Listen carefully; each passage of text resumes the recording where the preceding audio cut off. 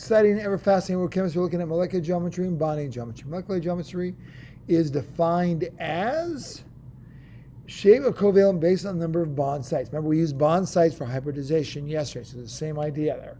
Bonding geometry is the shape of the molecule based on the number of bond sites and the number of bonds. We need both of those values. So here's the structures we'll look at. I'll give you a chart if you want to print out and write it in there instead of doing this. So the first option, I have 2 bond sites and 2 bonds. Molecular geometry is called linear. Bonding geometry is also linear. Whenever the number of bond sites and the number of bonds are exactly the same, then molecular geometry and bonding geometry will be the same. And there's the structure, looks straight across. Very good. All right, so close that down. All right, now if we have 3 bond sites and 3 bonds, molecular geometry is trigonal, didn't grab it, trigonal planar. Bonding geometry is also trigonal planar. And the shape there looks like this. So you see it's like a Y all in the same plane. Very good. All right, now 3 bond sites and 2 bonds. Molecular geometry is still trigonal planar because it's based on the number of bond sites. But because there's only 2 bonds, it's bent. Remember the trigonal planar we had before? We're going to leave one unbonded. So we end up with a bent, like a less than 120 degree angle because they're slightly pulled together. All right, going to the next one. We have 4 bond sites and 4 bonds. Molecular geometry is called tetrahedral. Just think of that game where the boxes drop Tetris, same idea. 4 bond sites and 4 bonds are exactly the same. Tetrahedral, tetrahedral structure.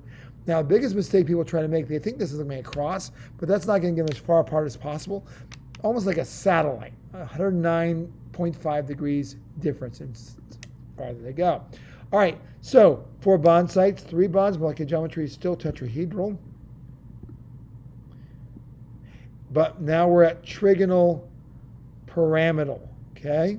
So the structure looks right here. And we just lost that unbound electron pair, so it pushes them down. You can see the pyramid right there. All right, last one on this page. Molecular geometry, 4 bond sites, 2 bonds. Still tetrahedral because it's always the same.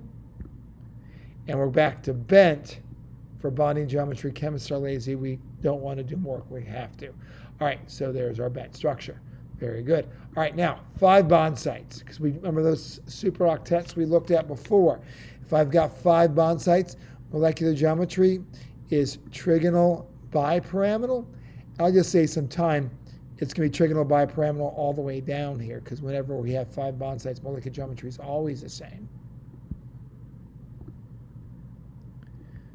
But 5 bond sites and 5 bonds, the bonding geometry is also trigonal bipyramidal. Shape looks like this. Okay, so we get up and down on the y-axis and a little like a Y on the x-axis. All right, now 5 bond sites, 4 bonds. It's called seesaw.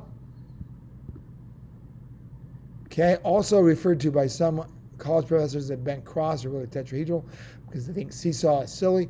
But you can see the axis, the fulcrum of the seesaw right here on those 2 points, and it goes back and forth. All right, 4 bond sites and 3 bonds then would be T-shape. I didn't grab it, sorry. Structure looks like this. So there's our little T. And then 5 bond sites, 2 bonds. Bonding geometry is linear right here. Straight across like we did before. Awesome. Now, last section we're going to go to is 6 bond sites. They've got 6 bond sites. Molecular geometry is octahedral. And yes, it's going to be octahedral all the way down. Whenever we have 6 bond sites, molecular geometry is always octahedral. And if I have 6 bond sites and 6 bonds, molecular geometry, bonding geometry, always the same. So it's also octahedral. Structure, basically, everything's at 90 degrees. Okay, and we'll do this in the structure on Monday or Tuesday before Christmas break. 6 bond sites, 5 bonds. Bonding geometry is called square pyramidal. We're just going to lose one of them, and so we end up a square in the bottom there and a pyramid. Okay, 6 bond sites, 4 bonds. We're now at square planar. structure look like that. We lost the one on top, so we just basically a square right there. 6 bond sites, 3 bonds. We're back to T-shape. Again, chemistry lazy. We don't want to do more if we have to. Named it once, we'll keep the same. It's our T-shaped. And then, of course, if you figure that out, 6 bond sites, 2 bonds, bonding geometry is linear. And it's back to there again, straight across. All right, awesome. So, I'm going to do those in class. Actually, let's do a couple of those, okay? So if I have carbon dioxide, I've got 2 bond sites. 2 bond sites and 2 bonds.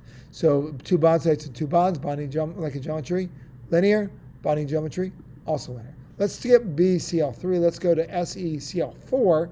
The structure looks like that. I've got 5 bond sites and 4 bonds.